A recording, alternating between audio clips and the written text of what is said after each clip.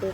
शाळेचे नाव सरदार एस.पवार. मी आज तुम्हाला आत्मनिर्भर भारत या विषयी थोडक्यात माहिती सांगणार आहे. आपण शाळेत स्वतंत्र भारत याबद्दल शिकलो आहोत, पण आता एक नवीन शब्द ऐकायला मिळत आहे, आत्मनिर्भर भारत. मला आठवतं जेव्हा कोरोनाच्या काळात सर्व जग थांबलं होतं, तेव्हा आपल्या देशात आत्मनिर्भर भारत ही संकल्पना खूप मोठ्या प्रमाणावर पुढे आली.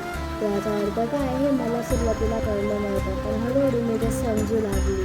माझ्यासाठी आत्मनिर्भर भारत म्हणजे आपल्या देशाने स्वतःच्या गरजा पूर्ण करण्यासाठी इतरांवर अवलंबून न राहता स्वतः सक्षम होणं. हे फक्त सरकारचंच काम नाही, तर आपल्या प्रत्येकाची जबाबदारी आहे.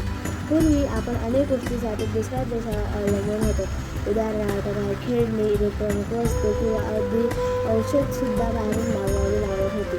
पण जेव्हा कोरोनासारखं संकट आलं, तेव्हा लक्षात आलं की जर आपण दुसऱ्यांवर अवलंबून राहिलो तर अडचणीच्या वेळी आपल्याला मदत मिळणार आहे. म्हणूनच आत्मनिर्भर होणं खूप महत्त्वाचं आहे.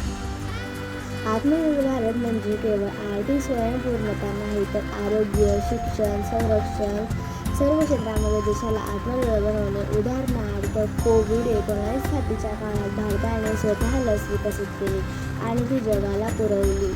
हे आत्मनिर्भरतेचे उत्तम उदाहरण आहे.